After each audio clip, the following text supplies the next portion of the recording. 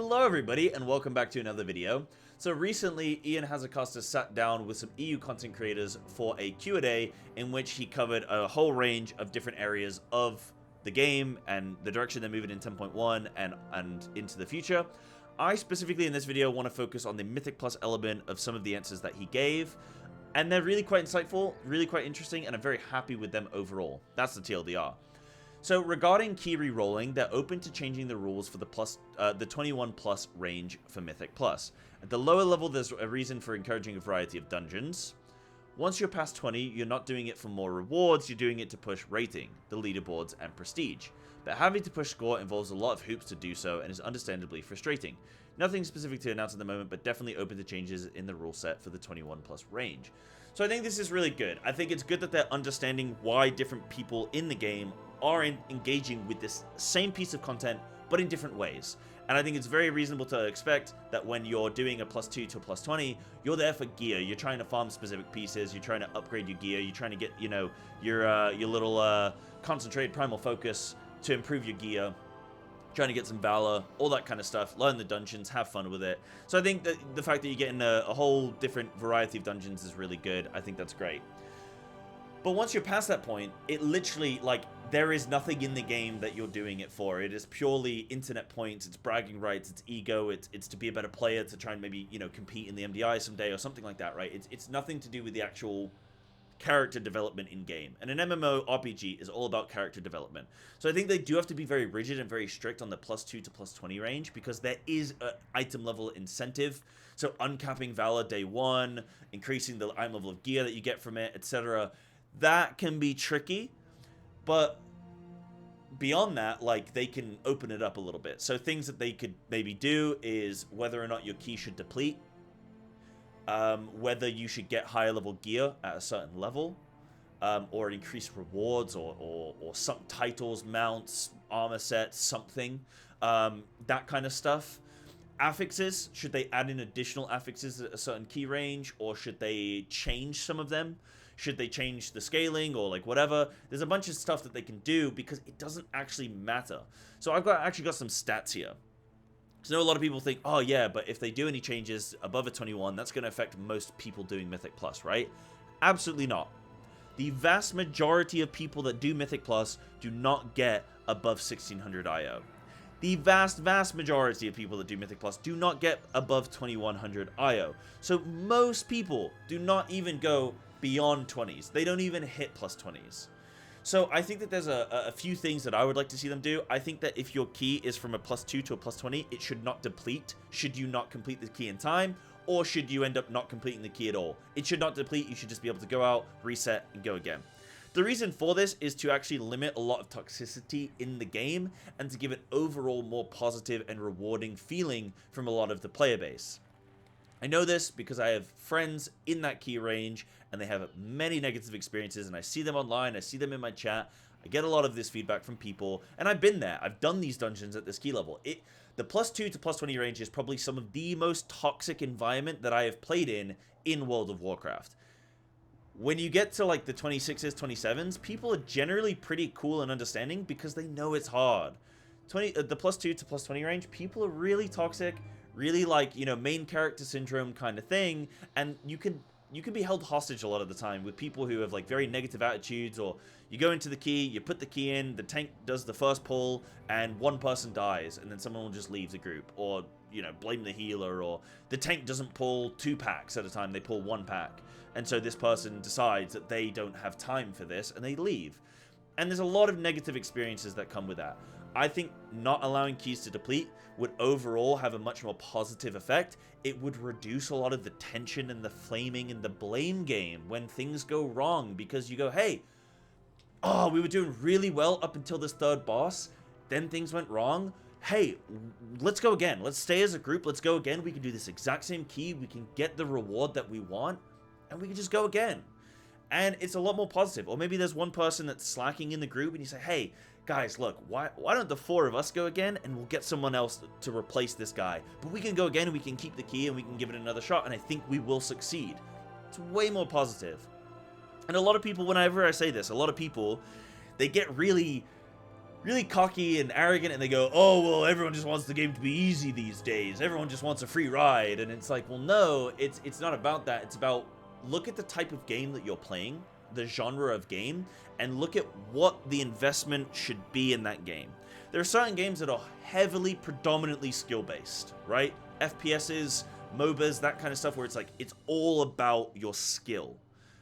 An MMORPG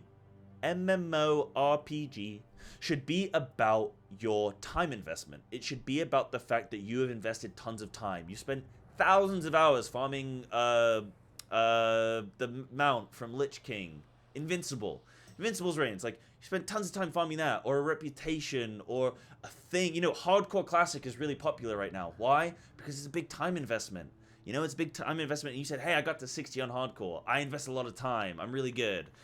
That's what World of Warcraft should be, a time investment. So if keys can deplete, it's not only a time investment that you're asking players to sacrifice, but also now they're worse off. They are actually punished with their key being lower. They now have to work harder to get back to where they just were.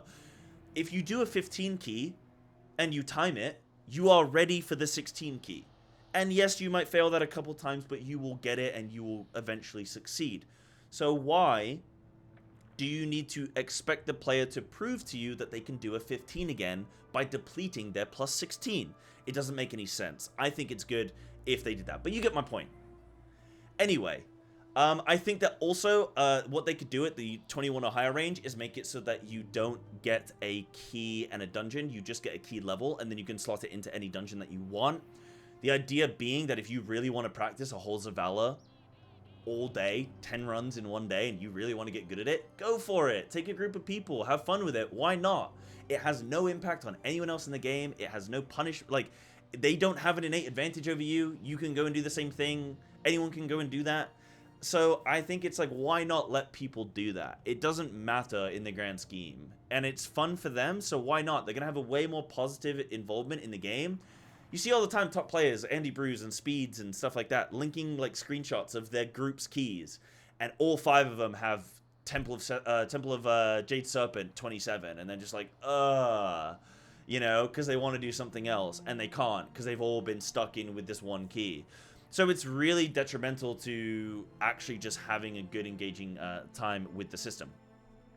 Anyway, Keystones will be depreciated by 10 levels when going in Season 2 with a brand new dungeon pool. There's a steep learning curve compared to doing a Sanguine 23 and a brand new Sanguine 20 the next season, compared to going and doing a dungeon that you've never done before at, say, a plus 20 or a plus 23. If they did the standard -3, most players would have experienced a lot of failure and a lot of depleted keys. If you want the top tier loot and you want your 20s, push your keys and prove it. Or if you want to time 30s in the next week, good luck. So I think this is good. A lot of people mistook this and they thought that when you deplete a key, you're going to deplete it by 10 levels instead of 1. That's obviously not the case. That would be ridiculous. But I think this is good. I think it takes a long time for people to learn new dungeons. It would be really jarring for a lot of people and give this negative kind of psychological interaction with the system. If they just got done doing a plus 20 and then the next day they can't do a plus 20 of a dungeon, it would be really like, what the hell? Give them a plus 10, drop it down a little bit, let them build it up, and see what they're made of. If they really know the dungeons, then they'll be alright. I think that's fine. Feedback from players with the affixes should be something that changes the experience, but not the focus, and not the thing that wipes you directly. I think that is a very important point to note. More emphasis on the dungeon mechanics is the goal. So this is the thing about Mythic Plus right now. Every single pull that you do has 18 frontals, 4 interrupts, 6 AoE abilities, 3 dispels, and a partridge in a pear tree. Couple that with the affix, whether it be explosive or spiteful or sanguine or whatever it is, that then makes that even more complex. I think there's way too much complexity and way too many moving parts when it comes to Mythic Plus. I think that this is good. Say something like Spiteful, right? Something like Spiteful should not be the case where you kill some mobs, it's big AoE pull, 3 Spiteful spawn on you, and you're running for your life, dodging left and right, and then there are kicks that are spellcasts that are going off, and you know, whatever else, some big AoE slams and stuff, and you're just like running from these Spitefuls, and you can't do what you need to do for the group because you've got this affix chasing you. The affix, like Spiteful, shouldn't hit you for 120% of your max HP. It should hit you for 10 to 20% of your HP, regardless of the level. And then if you also happen to take unavoidable damage or avoidable damage elsewhere, then you probably will die at a certain key level. And that is kind of layers of failure points, right? Rather than just one failure point of you let the Spiteful hit you, now you die. It's a case of you let the Spiteful hit you, and you took this big AoE hit, and you stood in this thing. Like, you know what I mean? There's layers of failure that you've done. I don't think it should be as cut and dry as you got hit by the Spiteful, you know, game over. So I think that's good. I also think that a lot of the time I think that like Mythic Plus is just like way too complex right now. I think that they could tone it down a little bit. And some of these affixes are like really really over the top. Something like Sanguine, they've reduced the amount of time that it's gonna exist on the ground. But they could reduce the amount of overall healing it can do. Maybe it can only heal a mob by like max of 25% of its HP, rather than just like infinite healing, because that can be quite frustrating. And then I think that's good.